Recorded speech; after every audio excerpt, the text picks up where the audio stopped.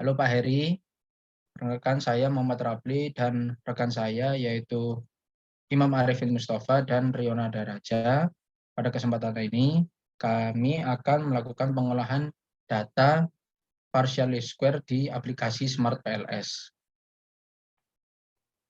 Nah, pertama-tama kami akan mengambil beberapa variabel yang nantinya akan dijadikan sebagai variabel independen, variabel dependen, variabel moderator, dan variabel mediator. Yang pertama-tama kita memasukkan variabel tim learning organization sebagai variabel dependen, di mana dari nomor 1 hingga 14.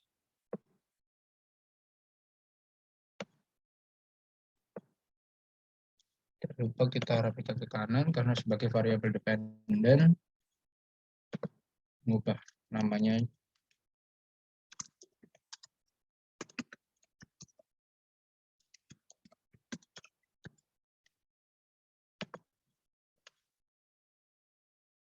Kemudian kita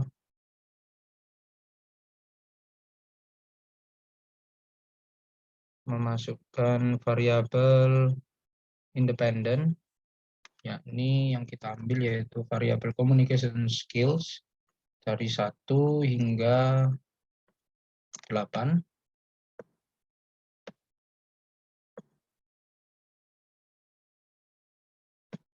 Posisinya sudah tepat, hanya saja mengubah namanya.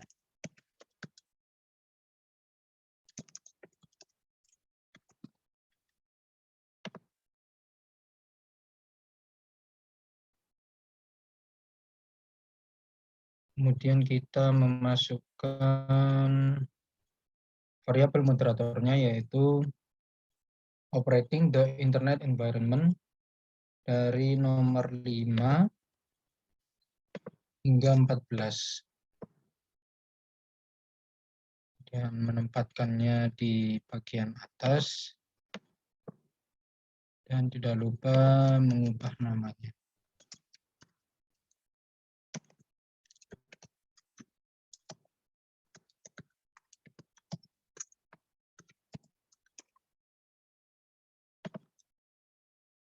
Dan yang terakhir yaitu kita mengambil variabel mediatornya yaitu variabel intrinsic religiosity dari 1 hingga 5. Menempatkannya di bagian bawah dan tidak lupa mengubah namanya terlebih dahulu.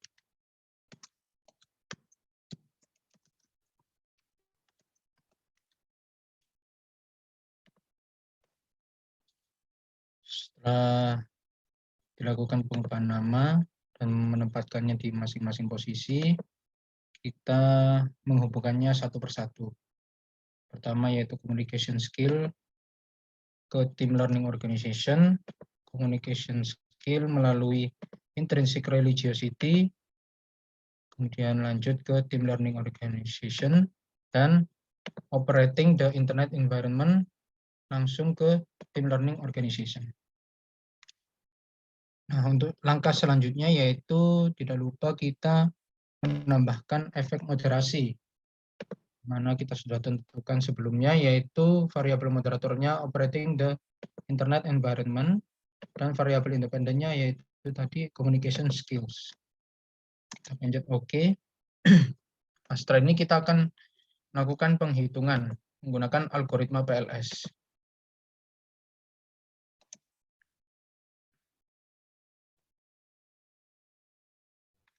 Nah, bisa kita lihat masih terdapat nilai-nilai yang menunjukkan warna merah, yang artinya di bawah standar, yaitu 0,7, sehingga kita akan mengeluarkannya dengan cara mengeluarkan satu persatu dan melakukan penghitungan kembali.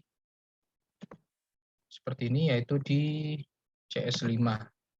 Kita secara berurutan dari atas, mana OTIE di nomor 13 menunjukkan 0,6. Sehingga kita hapus, kita lakukan penghitungan ulang.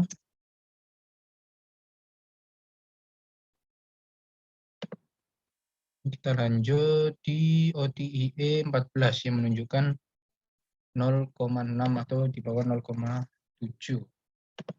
Kita lakukan penghitungan ulang.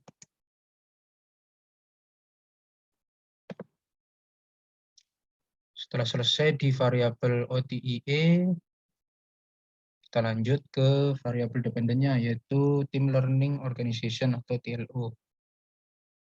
Di TLO nomor 1 menunjukkan 0,6 atau di bawah 0,07, sehingga kita hapus terlebih dahulu dan kita lakukan penghitungan ulang.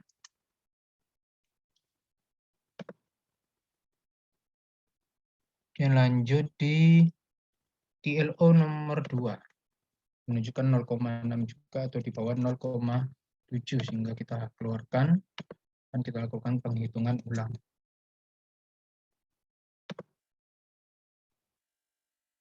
Kemudian ada di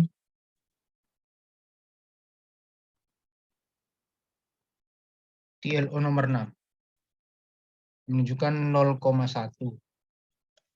Jika kita hapus dan kita lakukan penghitungan ulang kembali seperti biasanya. Kemudian di TLO nomor 7 juga menunjukkan 0,5 atau di bawah 0,7. Kita keluarkan, kita lakukan penghitungan ulang. Dan yang terakhir di TLO yaitu TLO nomor 8 menunjukkan 0,6 di bawah 0,7. Kita lakukan penghitungan ulang. Setelah selesai di variabel TLO, kita lanjut di variabel berikutnya. Di IR tidak mengalami kendala atau di atas 0,7 semua. Sehingga kita beralih ke variabel yang terakhir yaitu communication skill, di mana hanya terdapat satu yaitu di communication skill nomor 5 yang menunjukkan 0,6. Sehingga kita hapus, kita lakukan penghitungan ulang.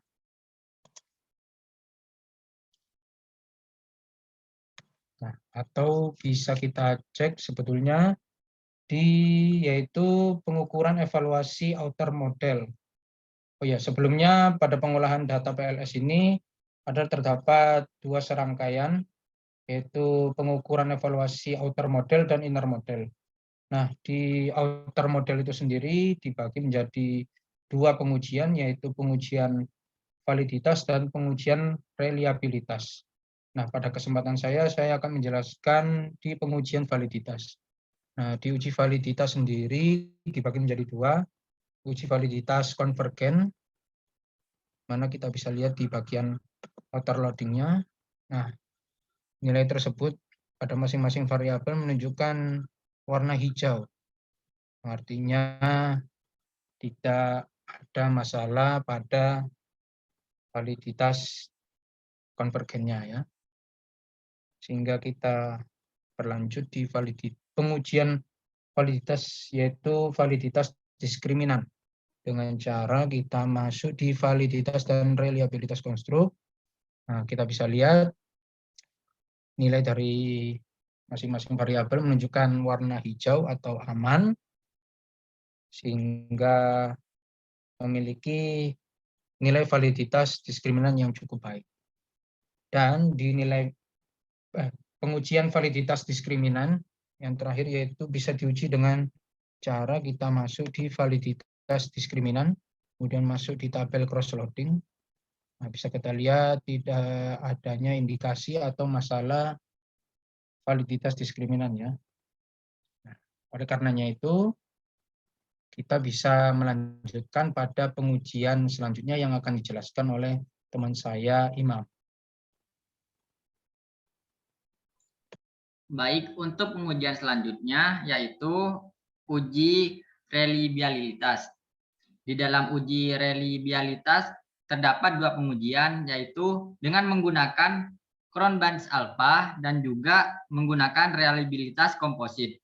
Untuk yang pertama, kita akan menggunakan Cron-Bands alpha, di mana di sini dapat dilihat diagram berwarna hijau menunjukkan nilainya udah tinggi atau baik, di mana nilai tersebut berada di atas angka 0,7. Dan untuk pengujian selanjutnya, untuk uji selanjutnya kita menggunakan reliabilitas komposit. Sama dengan pengujian Cronbans alpha, di sini menunjukkan bahwa diagram berwarna hijau yang membuktikan bahwa di sini juga sudah cukup baik atau sudah tinggi, di mana telah melampaui angka 0,7. Untuk selanjutnya akan dijelaskan oleh rekan saya, Raja. Oke, baik. Uji yang ketiga yaitu uji inner mode. Dilakukan untuk memprediksi hubungan kausalitas antar variabel latin dengan variabel latin lainnya. Dapat dilakukan dengan dua cara. Yang pertama yaitu R-square.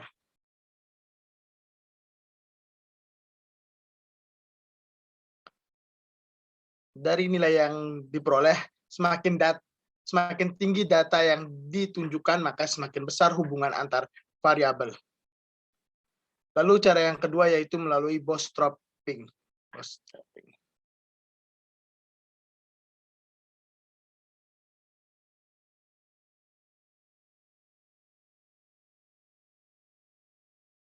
Oke.